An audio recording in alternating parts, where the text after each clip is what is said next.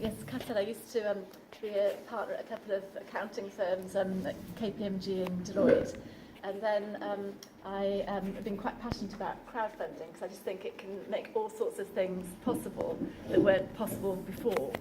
So in 2012 I started a small donation-based platform to help children in sport. I was in London at the time when the Olympics were on, and it was after the GFC and things were quite hard, and people all of a sudden got a massive passion for sport there that I haven't seen in the UK before. So I set up a platform then, and then I came to Australia, and I was working at Deloitte when I was on the advisory board of ReadyFund1, and I ended up taking over the platform, and I'm now doing this full time. So ReadyFund1 is a reward-based platform for startups and scale-ups and community-type projects. And I'm also just involved in an equity crowdfunding platform which is starting called AgCrowd, and we're looking at sort of ag-tech projects and renewable energy projects. So that's in terms of my background, and then today what I was planning just to cover was sort of a bit sort of like the what, why and how of crowdfunding, and focusing on startups, scale-ups and community projects. But if anybody's got anything else they want me to cover, please do shout, and please ask questions as we go along. Can I just ask, has anybody done a crowdfunding project before? I've got the colours. Yeah, we go. We've Sort of. been a crowdfund. ICO. Okay. All right, okay. You all right there, mate? Hot cost burn, that's good timing. And I've helped a couple of clients through the process. Oh, right, okay. Right, okay, great. So if you've got experiences as well, please jump in as we go through some examples. So I thought I'd cover a little bit about the history of crowdfunding, when the different types and when you might use each type. For startups, how it can be used, because it's a lot more than just raising funds. A little bit about scale-ups, and then some of the tips for success, so in terms of what makes a good campaign, because I think in the past people have sometimes thought that they could on a Sunday afternoon sit for 2 hours, put something on a campaign site, sit back, and then by Friday the money would roll in. And while that might happen occasionally, that's typically not the way it happens. And people also hear about some of these huge $1 million raises and think, oh, that sounds easy, but actually typically there's a lot more that's gone on in the background to get to that to work.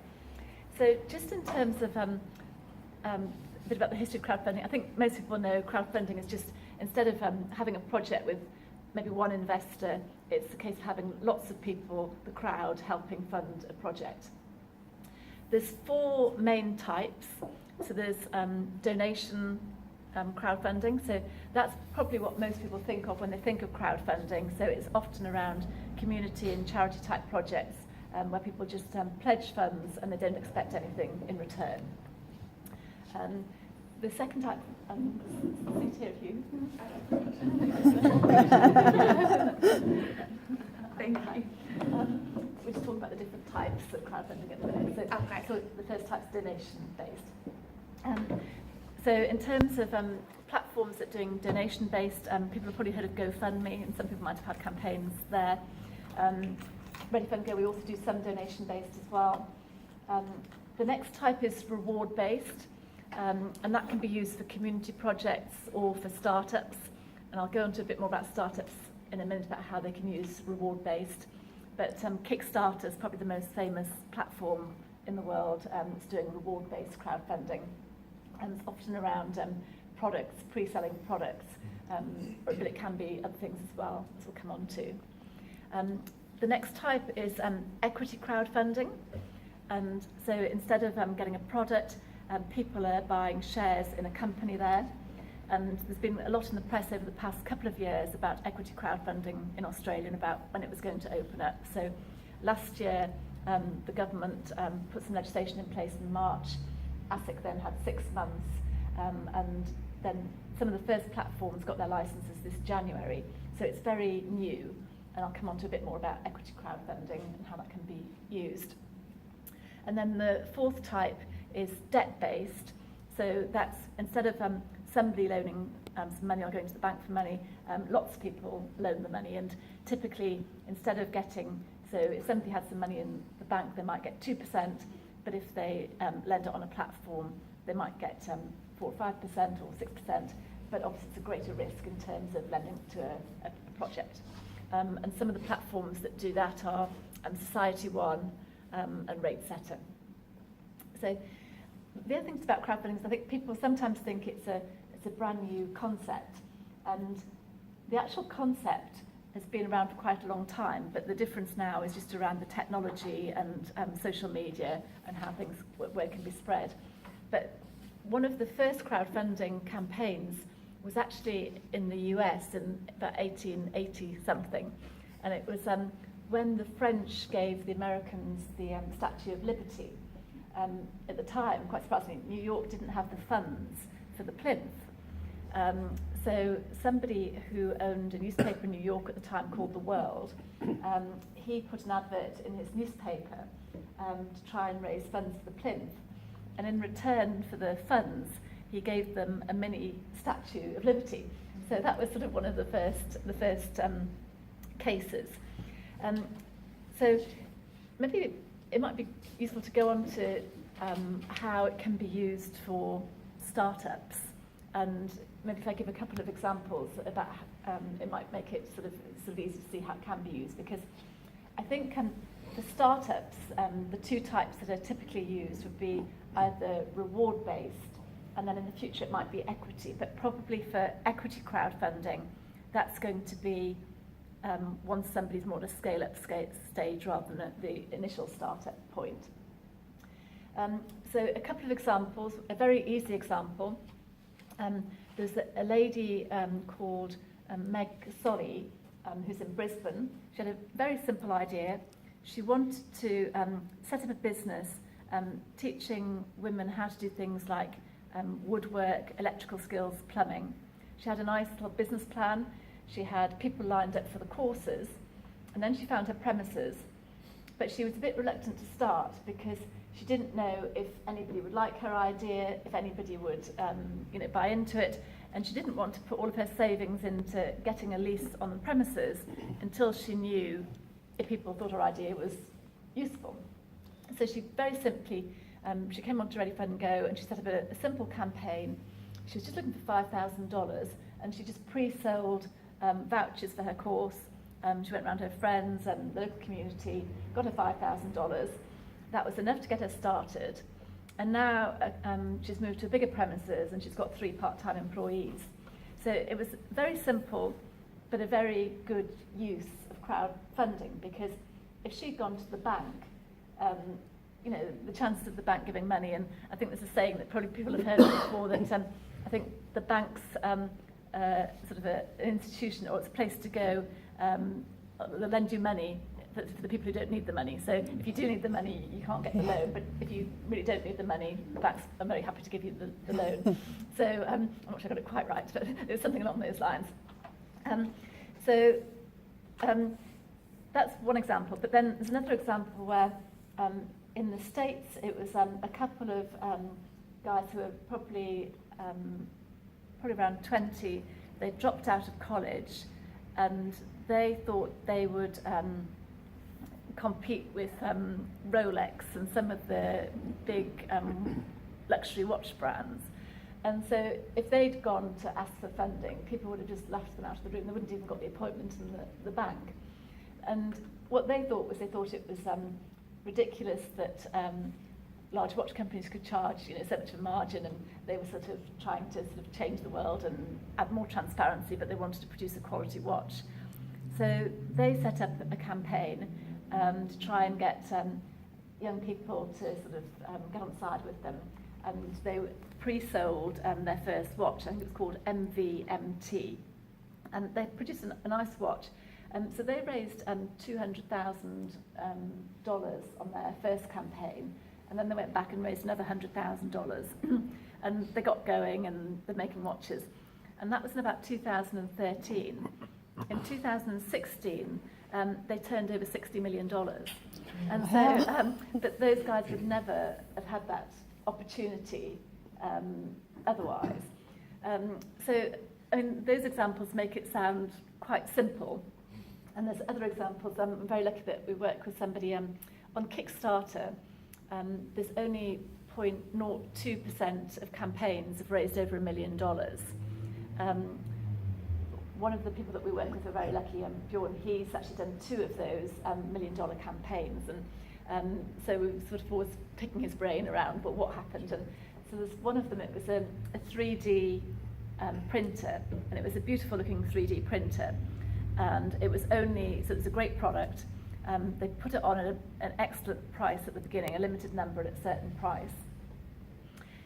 In terms of the team behind it, there was probably about 6 to 8 people who, and 6 of the 8 had been ex-Apple executives. They'd been working on it sort of, full time for about 8 months beforehand.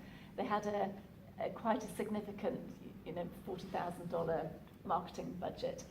And what they were trying to do by this campaign, it was a great campaign, but the campaign wasn't just about getting this product to market. It was they were trying to create a new brand. So they were this was the first of several products that they were going to take to market. So they were building something. They wanted to build something like Apple in terms of the to get the first lot of customers. They were using it to get customers in a database, and then they would bring out the next product. So they had a great product, and also it was a great price, and they'd spent a lot of time on the marketing and design. So just I thought it was quite useful just to go through that in terms of when you do see some of these $1 million campaigns, it's there is quite a lot that's gone on behind it. Having said that, we did have a little bit of a chat earlier about the Flowhive campaign. I think most people might have heard about the Flowhive campaign. It was the 2 guys from Byron Bay who came up with a revolutionary idea for... My father's got one. Oh, really? Okay. Yeah. Oh, right, that's the first time I've met somebody's got one. Yeah, we bought it for him for his birthday. Did you? Oh, fantastic. Yeah. So what happened? You bought it from the campaign? So I saw it on Facebook and the GoFund campaign, and then saw it on one of the news channels, either ABC or SBS. There was a bit on them, and just, put in for it. Okay, and when did it come? You were quite recently. Dad's had it 2 years now. Fantastic. Okay. Yeah. Oh, excellent. Yeah. Yeah, so the people who didn't know about it, it was people who were keeping bees before. They used to have to destroy the hive to get the honey, and then this revolutionary hive meant you didn't have to destroy the hive to get the honey. So it was something that was quite. It did change the industry, and the guys at Byron Bay who created it, they were asking for $70,000 to sort of get funding to be able to produce the hives, so like a pre-sale effectively. Because it was so revolutionary and it was so much wanted by the industry, and it was a very niche industry, so people had very close connections. The people who kept bees, even around the world, were probably quite closely connected in networks. So when they put their campaign up, it went viral very quickly. And in the end, it went on. They kept it going for longer, and it made, I think it was 16 million Australian dollars, about 12 million US. So, but for them, it wasn't probably the same as the product, the Apple product. It was a bit of a sort of a, they put it up and didn't really expect that, so it did probably change their lives. They had some inside information. So one of them, again, it was a marketing campaign. Yeah. So the friend of the young guys, the son's name, sorry, in this case, was an former ABC marketing executive. Okay. So he was. Yes. They actually had a very strong marketing crew, Okay. led by this former ABC marketing executive. Okay. That they ran on they were on landline. A week Yeah. after, Yeah. after they'd already pre-recorded the story before they went live on Possible. Indiegogo. Indiegogo, yes. Indiegogo. Yes, that's right. Before they went live, and they pre-recorded the story, had all this typical marketing strategy planned out to the nth degree. And the moment it went on landline, you're right, sales through Australia went nuts. Yeah. And then that in itself got further traction Yeah. internationally. Yeah. And in fact, most people that bought Flowhive initially were not bee industry people. Okay. They were No, people we that weren't. that were Just able to interested. harvest it. In fact, the bee industry don't like it Okay. because it's something different. Okay, yeah. as a whole. It uses plastic, there's a whole heap of tradition around that. So Okay. it's a really interesting case study. Okay. So, Okay. yeah. Oh, thanks for that. That's that's good. So they did have more of a campaign than sometimes they made out. Yes. Okay. It wasn't as It's just hillbilly as they as made out. cultural as it is. Certainly the owners. And the young guy's name escapes me, that noisy. They made out. Didn't expect it to go like it did, Yes. but his team around him Yeah. knew that they were having a PR campaign Yeah. as opposed to a. So is it like now bringing, like, I don't know how many people in this room, but a lot I have, I've got 5 chooks in my backyard, Yeah. you know, and in like 20 years ago, you didn't have 5 chooks in your backyard. And that's exactly what So it's done. now that you have a beehive in your That's backyard. exactly what it's done. Yeah, so little, Yes. you know, like, oh, where's yours, you know? These names, you know. I'm missing out here. It is a good thing, though. I mean, bees need to be, you know, we need more It's a bees. great thing. Yes, it is great. Yeah. Yeah. Yeah. So, just in terms of the uses of the reward-based crowdfunding, if you're starting up, there's a couple of examples there. So it can be used as a pre-sale. So obviously you get funding before you produce your product, so it gives you funding to get going. It can be used sometimes for cash flow. There's a lady in Brisbane set up the first indoor ski and snowboard centre in Brisbane, and she raised a couple of $1 million from angel investors first.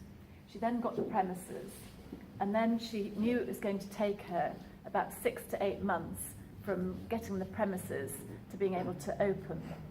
So she created a campaign on Ready Fund Go to pre-sell half-price ski and snowboard passes, so that when she had some cash flow coming in that period, because there's lots of expenses going out, but also so that when she opened in November, she already had people lined up waiting to come through the door, so she didn't have to sort of open and then sit and wait for things to happen. So that was a very good use of it as well. It can often be used to test the MVP, so the minimum viable product. So if you're trying to create something new, you might be designing a prototype, and you might just want to sort of get that tested. And if you can find a niche and a target audience that are interested in whatever you're creating, then people are quite interested in being early or being the first people to try something. So you might get some early adopters who want to try your first prototype, and then they give you feedback. So it also can be part of your development journey as well. So instead of going back sort of 10 years, people would put a huge amount of investment into product development and creating something, and then a huge sort of marketing strategy, and it costs millions to get something to market. And then you could do all of that to the best of your ability, and then find that actually nobody really likes what you've produced. So even big companies now are occasionally using crowdfunding to try and test something. So Sony have done a couple of crowdfunding campaigns with the new product. So it's a way of testing things quicker and getting to market quicker, and then seeing if there is an appetite for whatever you think there is an appetite for, and then you can get feedback from customers and develop something into to the next stage. So there's quite a few uses of crowdfunding. People often think reward-based crowdfunding for startups is all about raising funds, and whilst that is important, sometimes people are using it to gain customers, just get traction, etc., and get more interest in what they're doing, or to get brand awareness. So it has got quite a few different uses. I was just going to touch on a bit around equity crowdfunding, but just before I do, has anybody got any questions just about reward-based crowdfunding? I'll come on at the end just to give some tips about how to create a campaign. Has anybody got any questions at this point? Well, when I looked at the website, you mentioned a nine-stage reward system. Okay. Do you want to go into that a little bit? Yeah. So what I was, just in terms of creating a campaign, just at a high level, this might not come to mind, but just in terms of, there's certain parts that you need. So you need to have some campaign assets, as it were. So you need some good images, and it's worth investing in high quality images because people do like images, and some people create campaigns and the images are okay and they think they're good, but they're not as good as they could be, and so it's really worth investing a bit more money in terms of getting good assets. In fact, there's a company called Snapper, SNAPPR, across Australia, where they it's a network where they get professional photographers and you can book them in. It's quite a reasonable price. So for about $60 you can get a professional photographer. I've used it. It's very good. I know one of the founders up in Melbourne. Do you? Oh, right, okay. He's moved to America. It's going ballistic. Yeah, and I've used them And it's before. cheap. Yeah, it is. It's about, I think it's about $60 for 5 or 6 images. It's defined cost as well. You can just go on and work out a quote before you even engage and commit to it. Yeah, and you get the digital file. Yes, yeah, and so getting really good quality images does really help your campaign. Make it a good story. We think it's quite a good idea to put a team together, and actually get other people engaged to help you. So if you've written a story, get somebody else to read it a couple of times, get them to amend it and critique it, and make sure that in the first paragraph or so you can really get engagement. Videos are very helpful. People now like watching videos a lot more than reading. So if you can do a video, it doesn't have to be Hollywood video, but make a good sound and pretty good quality. But 60 seconds, 90 seconds, keep it very short, but to the call to action and a bit about what you're trying to do.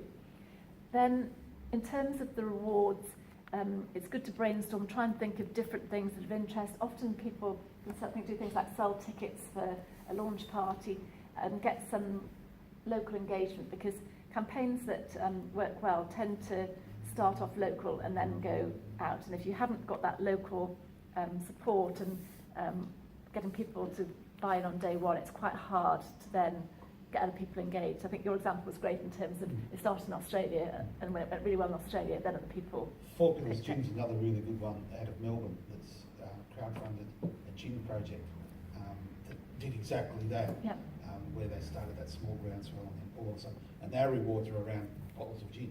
Yep. So, and then they grew 1 bottle of gin, 2 bottles of gin, 2 bottles of gin, 2 glasses, 2 bottles of gin, 2 glasses, and we'll teach you how to drink it. So do a masterclass with a limited number of people. So their rewards grew in value, but they were very focused on the close people around Melbourne, so they could actually deliver it in return. What was that called, Chris? 4 Pillars Gin. Yeah, okay. So, and they've done a case study on this. If you Google 4 Pillars Gin crowdfunding, it's really easy. Quite nice gin too. It's not bad. Not quite as good as Southern Wilds of Devonport, but not bad. Yeah, we had one quite recently. It was from rural Victoria called the Mitter Brewery, and that was quite a good project because it was quite a nice story, because there's 2 best mates who lived at opposite sides of Victoria, and one of them was working in brewing, and the other one had a farm and had some space. So after much chatting, they hadn't seen each other in a while, they decided they would try and have a go at this. So they set up this brewery, and it had been going for a while, and they had lots of local engagement, and then they decided they were going to do some client premises, and they tried to do all of it themselves, including planting the hops. But there was the last bit of the client space where they weren't skilled to make it look nice, so they came on and did a campaign, and they were after $20,000 to finish off the fit. And they got their $20,000 in 5 days, and I think in the end they got about 30-something. But it was because they sort of started local. It's the same thing. They had the engagement, and over that time they'd been building. They'd collected email addresses along the way and potential clients. So they didn't sort of start off from scratch with nothing. They'd been sort of working on their story for a little while, and people wanted to help them. And it's the same thing. They started selling beer at different batches.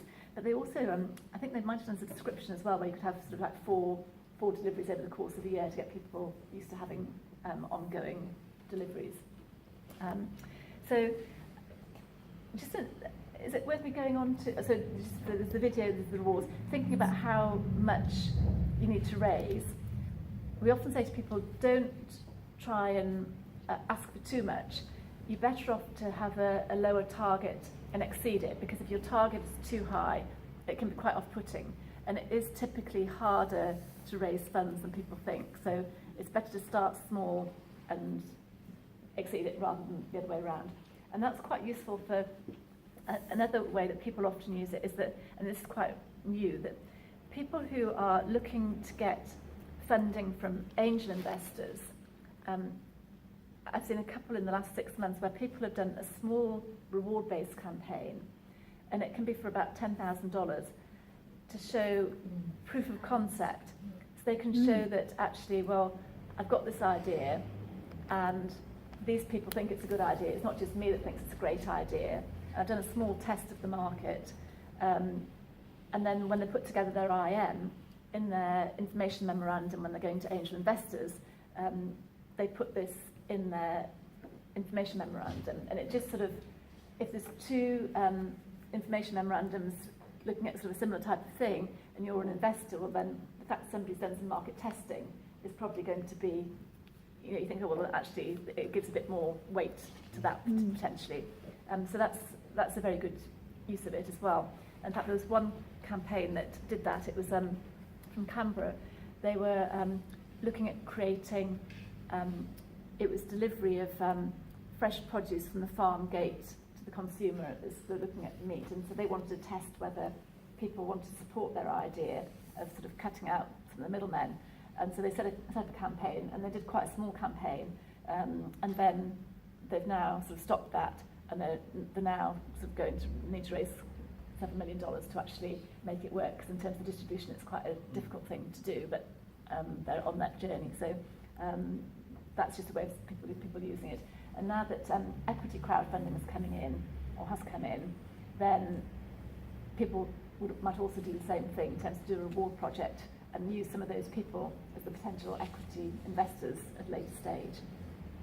I don't think I've quite covered 9 points there, but that's some of the, I'll come back to some at the end in terms of the tips, but those are some of the types of things that you need to do to put the campaign together. With equity crowdfunding, as I said, the legislation's come in, and there are a couple of platforms that are offering equity crowdfunding. So people might have heard of Enterprize. They've been crowdfunding in New Zealand because they were waiting for the Australian market to start up, their Australian company. And there's a couple more that have come into that space. There's On Market, there's Bill Folder, AdCrowd are in the equity crowdfunding space, but we're waiting for the proprietary legislation to come in.